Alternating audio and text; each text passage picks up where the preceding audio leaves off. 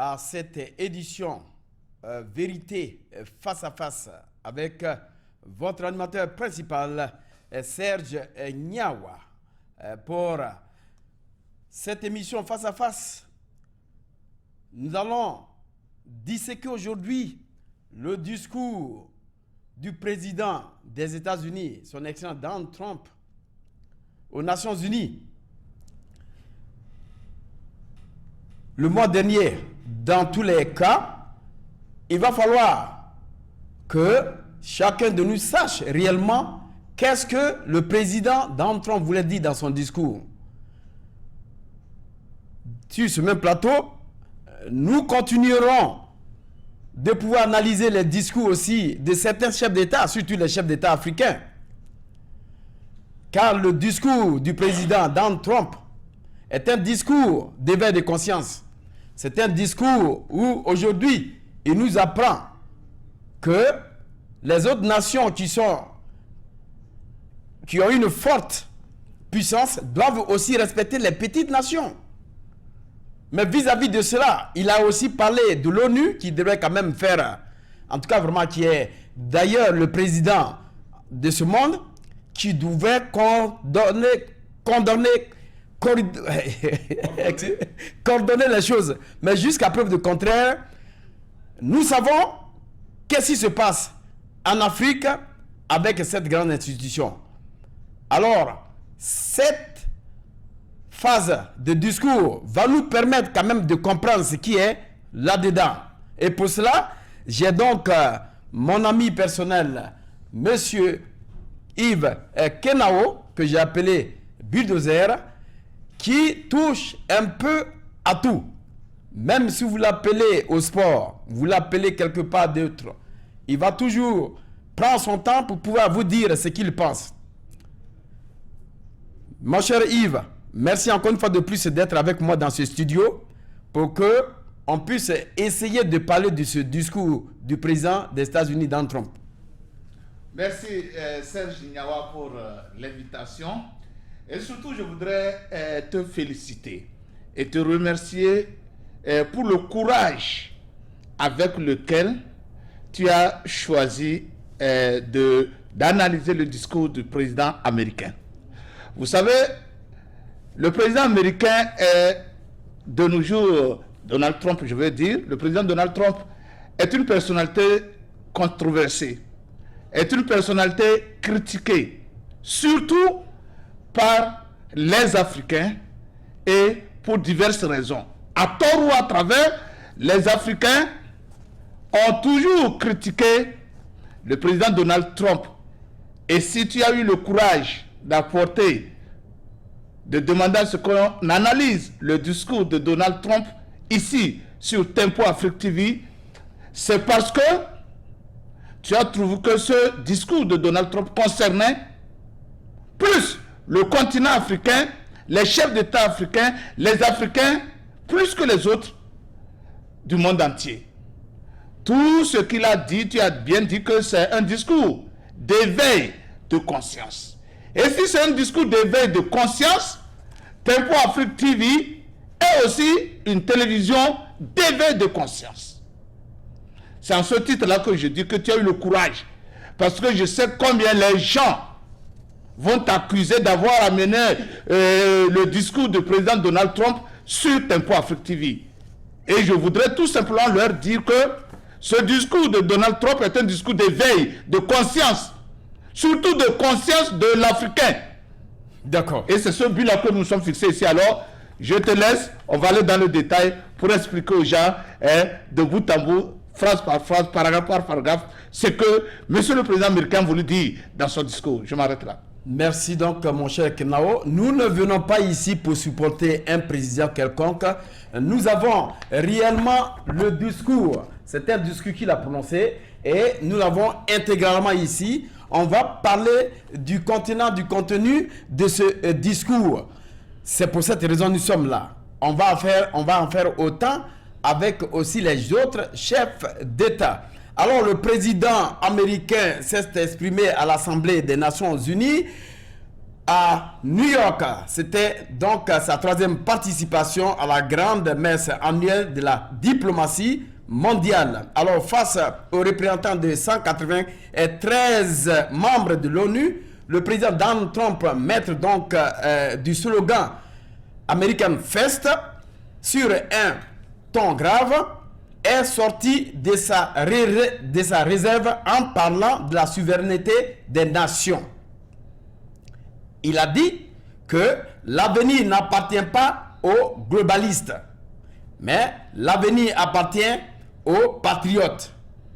Tout simplement, l'avenir appartient donc aux nations souveraines et indépendantes qui protègent leurs citoyens et respectent leurs voisins. Il a aussi parlé du cas de la Chine et aussi du cas de l'Iran. Mais nous allons nous consacrer réellement à ce qui est important. Parce que c'est entre eux, ils peuvent résoudre ces problèmes d'Iran et puis ces problèmes de la Chine. Ils savent ce qu'ils ont fait. Ce sont des amis. Ce sont donc les grandes puissances du Conseil de sécurité. Ils savent comment ils vont résoudre ces genres de trucs. Alors le président Donald Trump a aussi assuré à la face du monde que son pays ne croit pas aux ennemis permanents et a ajouté que son pays ne cherche pas le conflit avec d'autres nations, mais veut avoir des partenaires et aussi et non pas des adversaires. Donc des partenaires, non pas des adversaires. Alors monsieur, mon ami, je dirais, monsieur Yves Kenao, ouais. Voilà aujourd'hui ce discours. Nous avons quand même résumé rapidement ce discours. Quelle importance accordez-vous à ce discours du président américain Donald Trump qui demande aux nations de respecter les autres nations selon leur constitution, ajoutant aussi que l'avenir n'appartient pas aux globalistes, mais l'avenir appartient aux patriotes. Qu'est-ce que ça donne comme chair de poule? Voilà, monsieur Nyawa, vous avez bien dit, et vous avez bien cité le président américain. Il dit que les puissances doivent respecter la souveraineté des autres nations, doivent respecter les autres nations. En un mot, il dit que les puissances doivent laisser les pays africains eux-mêmes libres gérer leur continent. C'est en cela que nous sommes venus. C'est en cela que nous sommes. C'est pour ça que ça m'a tellement intéressé quand tu m'as invité à parler de ce discours. La globalisation, la mondialisation n'appartient pas au futur. Ça voudrait dire quoi? Ça voudrait dire que les pays africains cessent de croire, de rêver que leur salut, que le développement de l'Afrique réside dans la mondialisation. C'est ce qu'il veut dire. Qu'on l'aime ou qu'on l'aime pas, qu'on le haïsse ou pas, il est en train d'éveiller la conscience africaine. Ne vous laissez pas embourber, ne vous laissez pas enrouler dans cette farine de mondialisation, car la mondialisation n'appartient pas à l'avenir. Vous devez compter sur vos patriotes, sur vos citoyens. Vous devez protéger vos citoyens. Vous devez respecter vos voisins. Respecter votre souveraineté. Et si un pays africain le fait, il va se développer. Que les puissances étrangères ne se gèrent pas ne s'unissent pas dans les affaires des pays africains. Alors, c'est intéressant.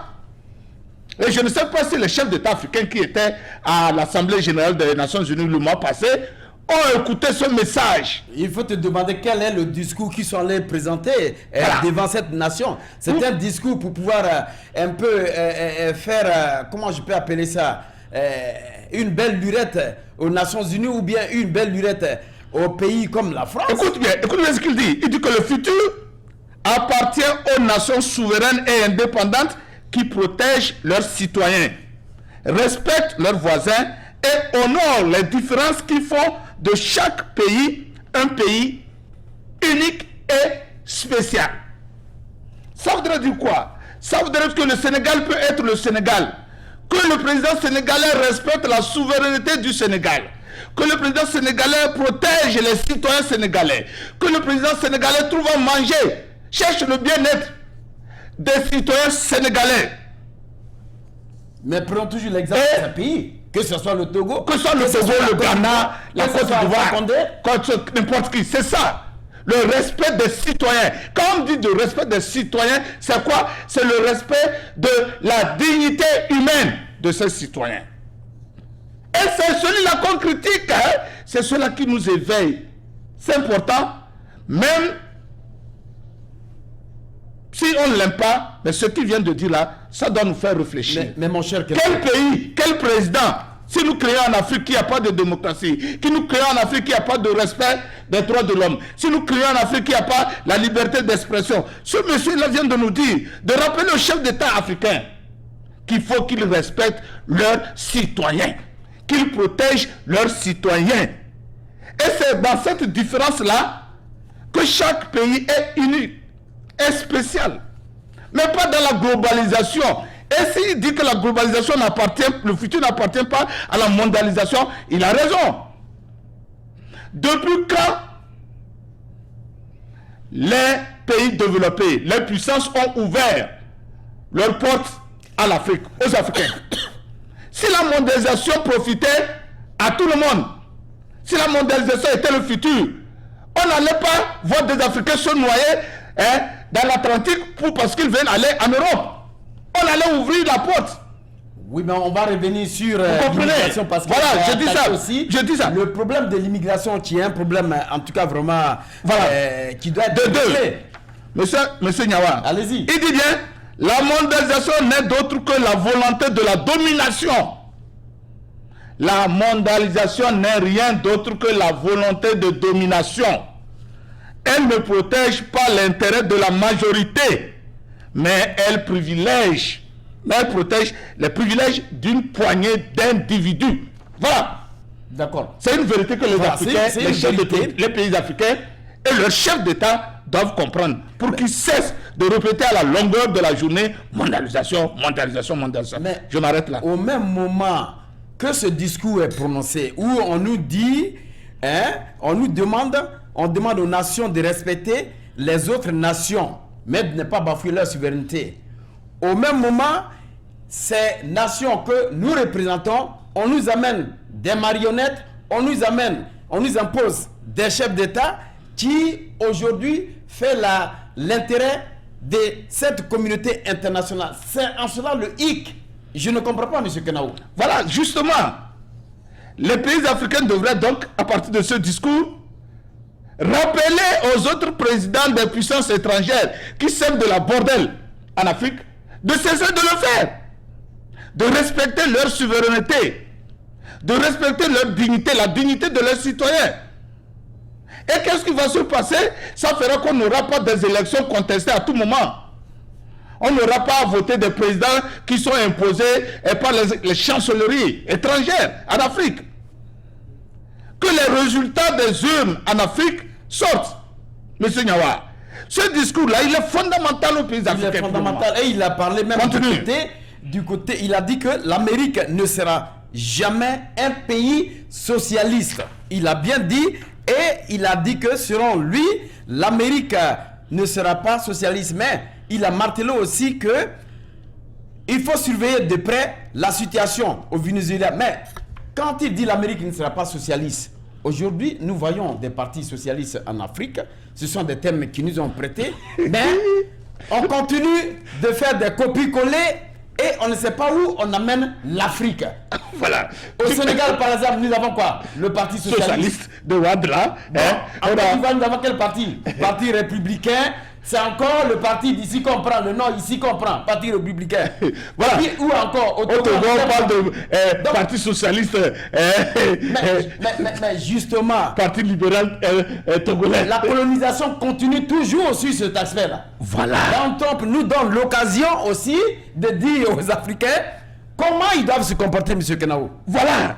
Le président américain, qui lui-même il est américain, il est de la puissance, l'une des plus grandes puissances du monde, rappelle aux petits poussins africains, à ces petits pays africains, vous pouvez vous développer si vous êtes vous-même, si vous vous croyez, Si vous faites les choses vous-même, en ne comptant pas sur les autres, mais en comptant sur vos citoyens, qu'il appelle patriotes. Pas aux citoyens mondiaux, mais à vos citoyens. Je vous dis, en Afrique, il y a tellement de noms. Parti socialiste, parti libéral, parti quoi, parti quoi. Mais quoi, tout ça, ça vient d'où? C'est une colonisation. Parti républicain, parti uni, pourquoi, tout ça là, ça vient d'où? Mais ils voudraient donc que les Africains respectent leur culture. Ça veut dire que les Africains reviennent à eux-mêmes. Il dit aussi que les Africains doivent faire quoi? Ils doivent sauvegarder la valeur. Il dit bien, la liberté ne peut être préservée, la souveraineté ne peut être garantie, la démocratie ne peut être maintenue que grâce à la volonté des patriotes.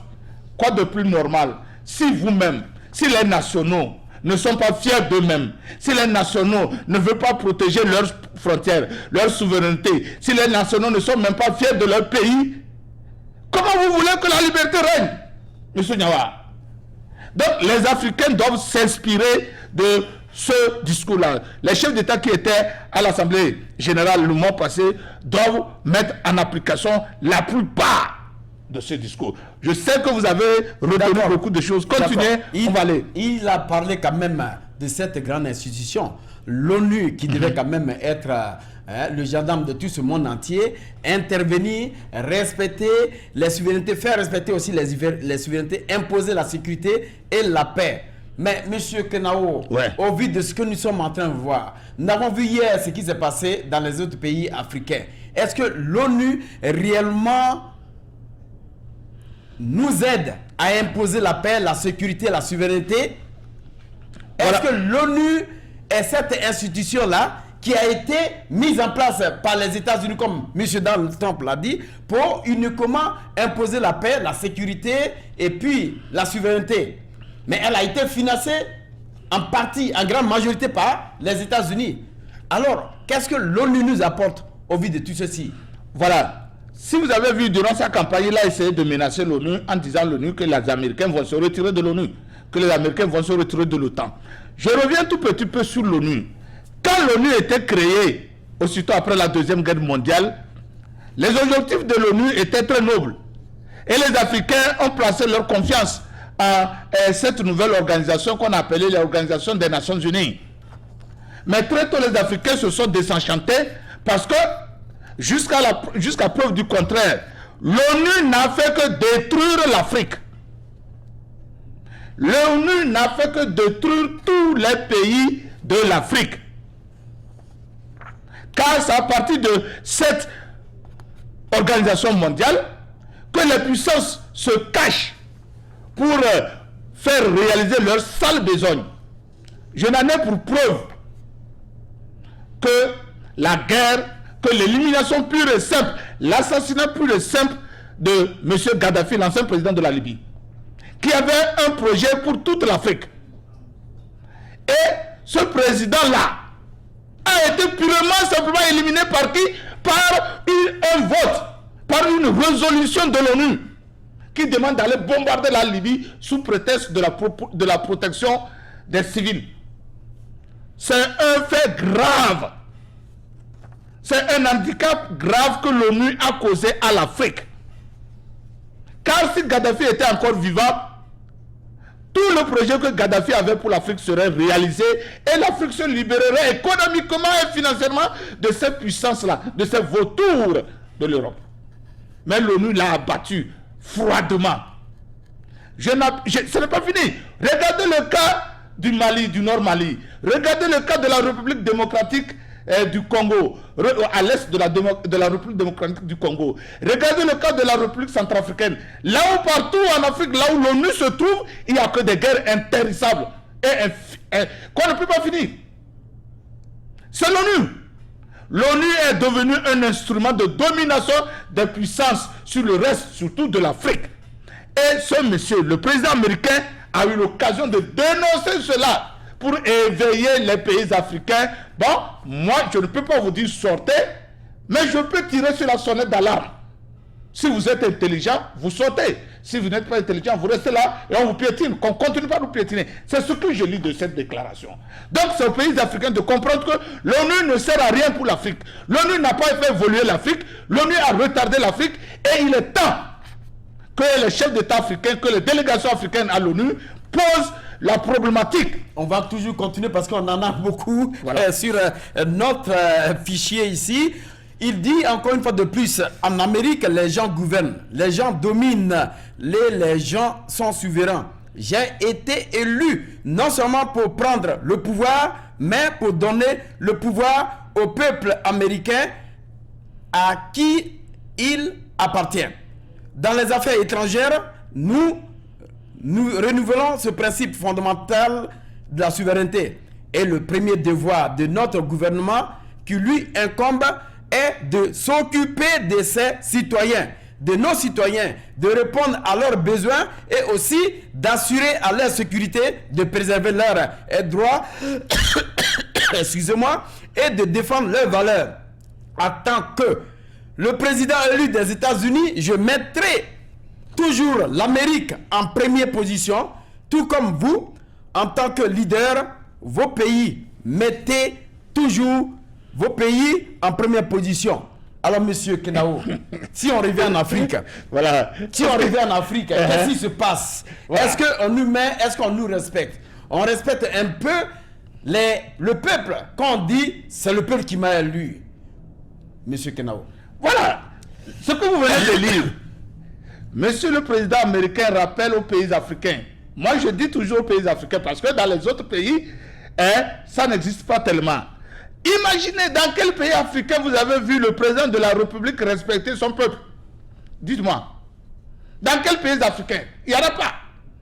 Tous les pays africains élus par ce peuple et au nom duquel ils disent, ils parlent, ne respectent jamais ce peuple. Monsieur Nyawa. Ils ne respectent pas les citoyens. Ils piétinent les droits des citoyens. Ils maltraitent les citoyens. Et qu'est-ce qui se passe, monsieur Nyawa, de plus? On dépouille l'État. On pille les ressources financières de l'État au détriment de la puissance mère. Ils n'ont jamais fait de leur pays les premiers. Ils n'ont jamais fait de leur population, de leurs citoyens les premiers. Ils ont toujours considéré la puissance mère, la puissance colonisatrice en première position. Après, eux, ils viennent. Et en dernière position, c'est le peuple. Or, le président américain leur rappelle que c'est le peuple qui confère la souveraineté au président de la République. Et que le président de la République, que lui, il place son peuple en première position. C'est ce qui devrait être fait en Afrique. Le peuple devrait venir d'abord, avant le président de la République. Mais en Afrique, c'est le contraire. C'est le président qui vient, mais en tête du président, c'est la puissance mère. Or, la puissance mère, elle n'est même pas d'Afrique. Elle est ailleurs. Donc, c'est un discours qui est ici adressé aux chefs d'État africains pour qu'ils placent en première position, dans leur priorité, les peuples, leurs citoyens, leurs patriotes. Je m'arrête là. Alors, mon cher Kenao, il a aussi touché cette histoire de terrorisme. Et aujourd'hui, tous les chefs d'État se réunissent soit à Ouagadougou, soit dans l'Union africaine pour pouvoir faire beaucoup de réunions à propos de ces terrorismes. Mais il accuse aussi la grande puissance qui est l'Iran de vouloir financer ce terrorisme. Mais M. Kenao, nous allons continuer toujours parce que c'est un problème aussi qui doit être défendu par ces pays du système mondial. Mais ce qui nous intéresse plus, voilà le président Donald Trump qui parle aussi du problème de l'immigration. Ici, il a dit que nous avons appris que, à long terme, les migrations incontrôlées sont profondément injustes tant que pour les pays d'origine que pour les pays d'accueil. Et pour les pays d'origine, il réduit la pression intérieure et pour poursuivre les réformes politiques et économiques nécessaires et drainent du capitalisme humain pour motiver et mettre en œuvre ces réformes. Pour les pays d'accueil, il dit simplement que les coûts substantiels du migration incontrôlée dont font naître de matière écrasante des citoyens à faible revenu dont les préoccupations sont souvent ignorées par les médias et le gouvernement. Mais il y a une question qui se pose là, M. Kenao. Ouais. Il y a une question qui se pose là. Il a dit de même que le président, Macron, hein, Ouais. le président Donald Trump, veut-il nous dire que l'immigration est responsable des maux de la société? Parce que Macron l'a dit. Monsieur Nyawa, c'est sur ce point précis que les Africains haïssent ce président américain. Sur le problème d'immigration. Mais il n'est pas le seul. Monsieur Macron. Mais c'est lui qui a eu le courage. Voilà. C'est lui qui a eu le courage de le dire de la manière la plus simple et la plus haute à quiconque veut l'entendre de l'entendre. Vous savez, le président américain n'a pas tort de le dire. Il est élu par le peuple américain, par les Américains, pour les États-Unis. Si nos chefs d'État africains comprenaient cela, on n'allait pas souffrir. Donc, ils ne cherchent que le bonheur du peuple américain. Donc, ils s'occupent d'abord de l'Américain. Et quand l'Américain en aura assez, il peut s'occuper de l'étranger. Mais moi, le problème, je ne le place pas sous cet angle-là. Si partout, on parle de mondialisation, et on envahit l'Afrique par tous les produits du monde entier. S'il y a la guerre ici, on dit il faut l'ONU, il faut des forces, multiforces de l'ONU. Les pays envoient. Pourquoi au niveau de l'immigration, l'ONU n'intervient-elle pas? Pourquoi la mondialisation ne touche pas l'immigration? Mais il faut comprendre cela, M. Kenao. Pourquoi, non, je pose la question. Voilà. Pourquoi la mondialisation ne touche-t-elle pas l'immigration? L'Afrique est libre. L'Afrique est encore vide. Pourquoi les gens ne rentrent pas en Afrique pour développer les terres africaines en Afrique? Mais est-ce qu'on t'a dit qu'on va développer l'Afrique? On vous a J'arrive. dit le développement de l'Afrique n'est pas important. J'arrive. Voilà C'est ce que je te dis. C'est ce que je te dis. Voilà. Donc, tout ce qui va se passer, tout ce que le président américain dit, c'est ce que même les mêmes Européens disent, mais à basse voix. Tout simplement, c'est parce que si l'homme était très sincère envers lui-même, si les gens étaient sincères envers eux-mêmes, le problème de l'immigration n'existerait pas. Vous voulez parler de quel genre? Je veux parler des Européens, du reste du monde.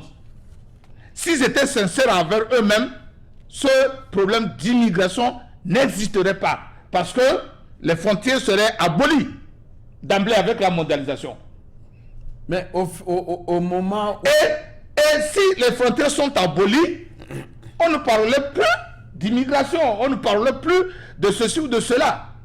Mais les gens ne parlent que d'immigration là où ils ont intérêt, de mondialisation là où ils ont intérêt. L'argent, les ressources minières, la matière grise. Mais quand il s'agit... Monsieur Kenao, Ouais. quand ces mêmes personnalités, je vais Ouais. parler de la Macron, communauté tu as parlé du président internationale. Macron. Quand Macron avait des problèmes avec les gilets jaunes, en pleine crise des gilets jaunes, il est allé en République de Centrafrique. Qu'est-ce qu'il est allé chercher? Dites-moi. Mais je voulais dire tout simplement, M. Kenao, Ouais. au même moment qu'on parle du problème de l'immigration, Ouais. ces mêmes personnes vont piller les ressources au niveau de l'Afrique. Ouais. Ce sont ces mêmes personnes qui vont nous dire le prix de nos matières premières. Ce sont ces mêmes personnes qui viendront mettre à la tête de ces pays des gens qu'ils placent pour continuer ce pillage systématique. Maintenant, si l'Africain se déplace pour aller chercher de l'Eldorado quelque part aux États-Unis comme en Afrique, ne croyez pas vous que ce sont ces matières premières, la richesse, leur richesse qui sont en train de poursuivre, que encore de la déporter et puis continuer de parler de cette immigration sans toutefois résoudre le problème. C'est ce que je te dis, qu'il y a de l'hypocrisie qui ne dit pas son nom. Les gens sont hypocrites et les gens sont malhonnêtes. un homme honnête reconnaîtrait que je suis en train de détruire les pays de ceux-là qui cherchent à arriver chez moi. Un homme honnête. Les gens honnêtes diront que nous sommes en train de détruire leur base, leur pays. Ils n'ont d'autre issue que de venir chez nous. Alors pour ne plus qu'ils viennent chez nous, développons leur pays, ou bien libérons-les, laissons-les à eux-mêmes, et qu'on soit en partenariat.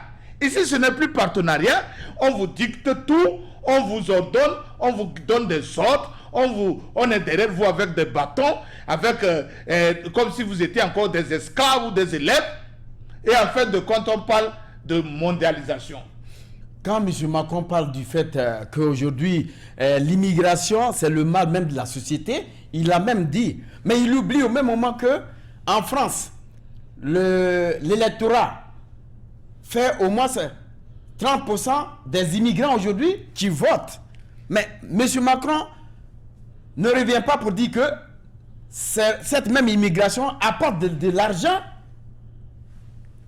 comment on appelle, à la France. Cette même immigration, comment on appelle, des immigrés qui sont exploités aussi sur leur dos, ils ne parlent pas de ça.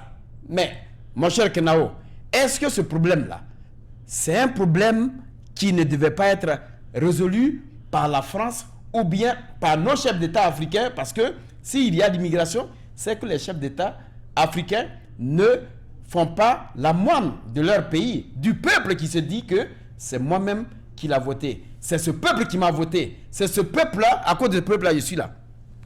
Tu sais, on a toujours reproché au président américain Donald Trump de dire American First. Un bon président, un président digne de ce nom, un président, je dis bien digne de ce nom, qui respecte son peuple. Mais, M. Kenao, vous allez continuer. American First. Quand vous allez dire demain l'Afrique d'abord, ou bien le Togo d'abord, on vous traitera des xénophobes. Non.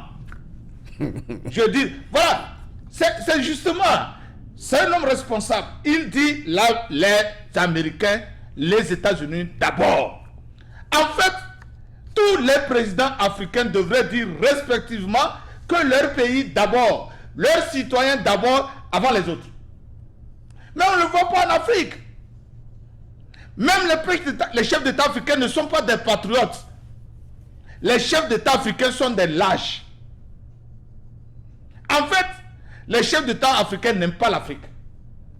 Monsieur Nyawa, si vous voulez que je vous dise la vérité, je suis arrivé à la conclusion que les chefs d'État africains n'aiment pas l'Afrique, n'aiment pas leur peuple, n'aiment pas les Africains. Parce que s'ils aimaient les Africains, s'ils aimaient leur peuple, ils allaient placer leur peuple au centre de leurs préoccupations. Que ce soit au Togo, au Ghana, au Nigeria, en Égypte, en Algérie, ils placeraient leur peuple au centre de leurs préoccupations. Mais ils ne le font pas. Et c'est ici l'occasion au président américain de rappeler à ces chefs d'État, vous êtes en train de faillir à vos devoirs. Vous êtes en train de faillir à vos devoirs. Retournez et occupez-vous d'abord de vos peuples. Mais est-ce qu'après après ce discours, ces présidents qui sont allés présenter leur discours, est-ce que réellement ils ont puisé le contenu du discours de Donald Trump qui devait quand même leur éveiller les consciences et même éveiller les consciences des peuples aujourd'hui africains qui continuent d'être décimés? Tu sais, je ne sais pas le jour là comment ces chefs d'État là se comportaient dans la salle. Je ne sais pas ce qui passait dans leur tête. On va venir avec leur discours. Mais, tout compte fait, vous n'allez pas trouver ce genre de discours chez un chef d'État africain à l'ONU. Tous les discours que vous allez trouver chez les chefs d'État africains, c'est d'aller demandant, nous voulons que les dettes soient pardonnées, nous voulons qu'on nous aide, nous voulons qu'on fasse quoi, et nous voulons que nos populations soient vous voulez rester toujours là pour demander des aides? Pourquoi? C'est ça, c'est ce discours-là. Il faudrait qu'on nous aide, il faudrait qu'on amène l'ONU pour nous surveiller, pour la sécurité. Non, qu'on amène l'ONU pour nous organiser les élections. Nous voulons des observateurs internationaux pour assister à nos élections. Maintenant, quand on a l'ONU, c'est l'ONU qui va maintenant certifier les élections comme ça a été fait en Côte d'Ivoire. Mais en ce moment, est-ce que ces élections que l'ONU vient certifier sont fiables? Est-ce que ces élections, si ce n'est pas l'ONU même si ce n'est pas l'ONU même qui les a endeuillés, pourquoi l'ONU va continuer de certifier ces élections? C'est ce que je dis, que ce discours-là, c'est un discours d'éveil pour les chefs d'État. Et surtout, je continue, que ces chefs d'État-là, je sais qu'ils diront qu'ils sont souverains. Oui, mais qu'ils ferment les yeux. Est-ce qu'ils sont souverains, mon cher Kenao? Mais ils disent qu'ils ne sont pas souverains. Non, on ne peut pas parler de la souveraineté dans ce cas-là, tant que leur monnaie, la monnaie qu'ils ont ne leur appartient pas. Bon, on va arriver là-bas. Le type, il a tout dit dedans. Votre monnaie ne vous appartient pas. Ne vous appartient on a le pas. dollar américain. Mais en Afrique aujourd'hui, l'Afrique ne fait pas partie du Conseil permanent de sécurité. Il n'y a pas. Parce qu'on n'a pas un seul président. Et les gens sont là pour nous dire que nous devions peut-être servir quand même de cobaye, M. Kenao. Monsieur Nyawa, écoutez bien ce qu'il dit. Il dit, la voie de la paix, du progrès et de la liberté et de la justice d'un monde meilleur pour l'ensemble de l'humanité commence chez vous. La solidarité. Il dit bien, la voie de la paix, du progrès et de la liberté et de la justice d'un monde meilleur pour l'ensemble de l'humanité commence chez vous. Mais qu'est-ce qu'il veut dire par là? Il veut dire tout simplement que occupez-vous de votre peuple, M. Nyawa. Que les chefs d'État africains s'occupent de leur peuple. Est-ce que Macky Sall le fait? Est-ce que Faure le fait? Il ne le fait pas. Est-ce que M. Alassane le fait? Il ne le fait pas. Est-ce que M. Conté le fait? Il ne le fait pas. Qu'est-ce qu'ils font donc? Chercher un troisième mandat? On ne sait pas. Et voilà que ce monsieur-là cherche encore de nouveaux mandats. Il demande encore à leur peuple qui ne respecte pas, qu'il baillotine, qu'il piétine, qu'il martèle, de leur donner encore quoi? Un autre mandat. Mais tout sauf ça, M. Kenao. Voilà. On demande aujourd'hui aux États-Unis ou bien à la communauté internationale de nous faire des prêts. Alors que vous avez du pétrole de l'autre côté. Alors que le pétrole est vendu et soit les Sénégalais ne voient même pas le prix de ce pétrole. On a quelqu'un qui utilise le pétrole sous cap de l'autre côté. On ne l'emprisonne pas, mais on emprisonne le Sénégalais lambda qui veut servir son pays, mon cher Kenao. Voilà. C'est là que je dis. Et tout ça, il nous rappelle. Respectez vos citoyens. Cherchez le bien-être de vos citoyens. Cher président. Et si vous le faites, vous avez la voie de la paix. Il y aura la paix dans votre pays. Il y aura le progrès dans le pays. Il y aura la liberté et la justice pour tout le monde dans votre pays. Les gens seront heureux. Vos citoyens seront heureux. Et vous savez, chers Africains, surtout chers présidents africains, si vous faites tout cela, que votre pays est votre peuple est heureux, vos citoyens sont heureux, personne ne viendra de l'extérieur pour vous imposer quoi que ce soit. Kenao. Ce même peuple-là va se dresser comme un seul homme derrière vous pour vous protéger. Vous n'aurez pas besoin d'un coup d'État. Personne ne vous fera le coup d'État. Mais vous comprenez? Mais aujourd'hui, vous avez peur de laisser parce que la puissance mère va s'énerver puisque vous ne faites pas bien, on va vous chasser. Parce que vous êtes pas écouté de votre peuple. Occupez-vous de votre peuple, que ce soit au Togo, au Sénégal, en Égypte, en Tunisie, au Maroc, au Zimbabwe. À la place de s'occuper des peuples, qu'est-ce qu'ils font? Ils s'occupent d'eux-mêmes et surtout de la puissance. Ce sont les coups d'État, ce sont les magouilles, c'est la corruption totale. Voilà. Et après, ils vont demander un autre mandat. Un autre mandat. Et vous savez, c'est sur l'occasion de vous rappeler que le mardi prochain... Il faudrait que les présidents essaient de nous écouter parce que nous ne sommes pas là. Il est de notre devoir de critiquer nos présidents parce que si on ne le fait pas, ils ne vont pas changer. Voilà, c'est l'occasion, M. Nyawa, de dire à nos téléspectateurs que le mardi, dans l'émission de notre confrère Kisongo, nous allons faire l'étude d'un ouvrage écrit par une patriote de Zimbabwe qui demande même à la communauté internationale de supprimer les aides aux pays africains. Est-ce qu'il n'a pas raison? Est-ce qu'il n'a pas raison? Bien sûr, parce que chaque fois que ces pays africains ont des crédits, demandent des crédits, on leur accorde des crédits, ils ne pensent même plus Monsieur Kenao, vous avez reçu combien d'années d'indépendance? Et vous demandez encore à ce qu'on vous aide. Voilà. On vous a appris à pêcher. Au lieu d'aller pêcher, donc vous voulez encore vous voulez qu'on continue encore vous donner des poissons. À ce soir 10 ans, pas vous donner des poissons. Pas commencer à vous donner des poissons. Ah, Voilà, monsieur. Peuple africain, chef d'État africain, réveillez-vous. Ça me fait mal de prendre un discours d'un pays étranger pour vous donner. Réveillez-vous et prenez soin de vos populations. Voilà. Prenez soin de votre peuple. Respectez le peuple qui vous a élu, s'il vous plaît, et mettez-le à l'aise. Cherchez son bonheur. En premier lieu, cherchez le bonheur de votre peuple qui vous a élu d'abord, avant de chercher à satisfaire une puissance étrangère. Voilà encore ce que M. Donald Trump dit. Nous remercions également le secrétaire général pour avoir reconnu que les Nations Unies doivent se réformer pour un autre partenaire efficace pour faire face aux menaces à la souveraineté, à la sécurité et à la prospérité. Et il donne un exemple ici.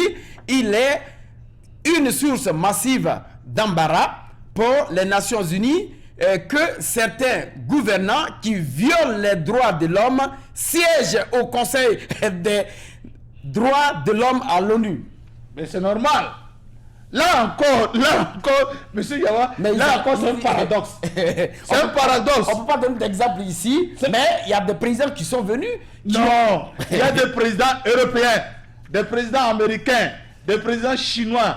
Il y a toutes ces puissances-là qui violent les droits de l'homme en Afrique. Matin, midi, soir. Vous comprenez? Vous imaginez que les massacres à l'est de la République démocratique du Congo, les massacres au Libéria, les massacres en Sierra Leone, tout ce qui se fait, tout ça s'est passé en Côte d'Ivoire, M. Nyawa. Vous pensez que ce ne sont pas des violations des droits de l'homme?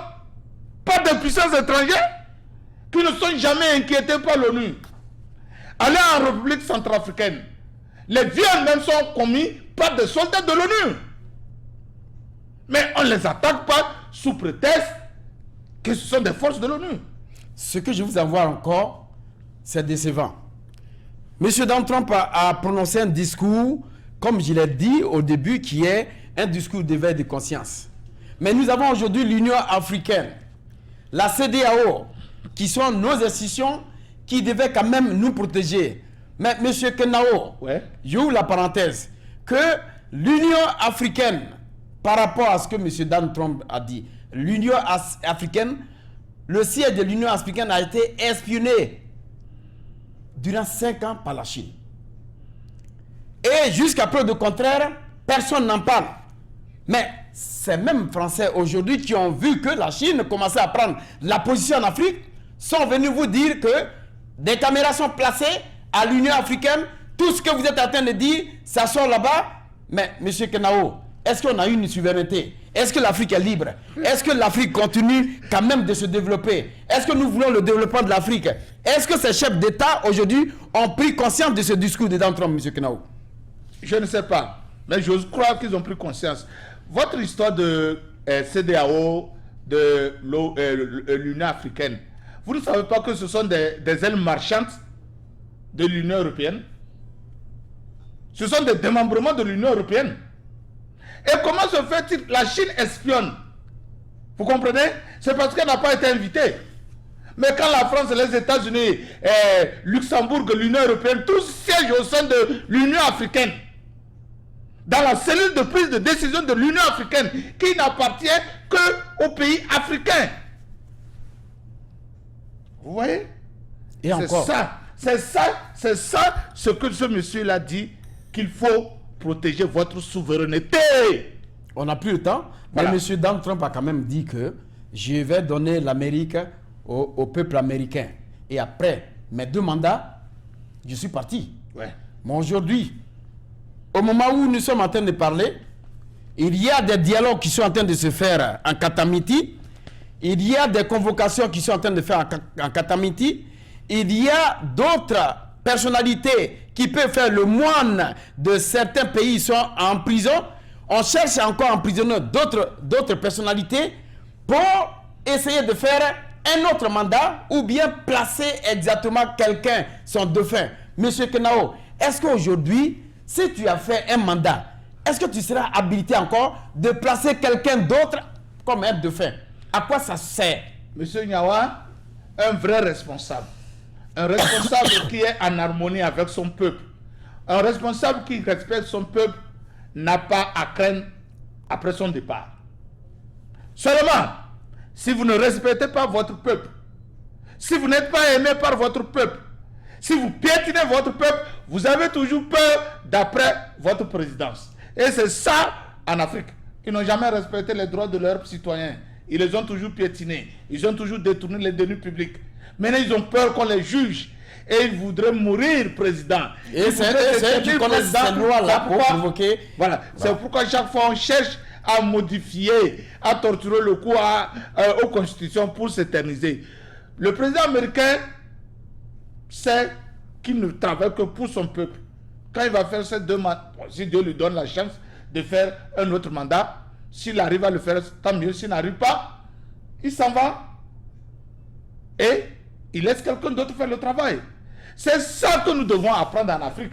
Plutôt que de chercher à briguer un 4e, un 5e, un 6e mandat, à faire emprisonner les gens par-ci, par-là.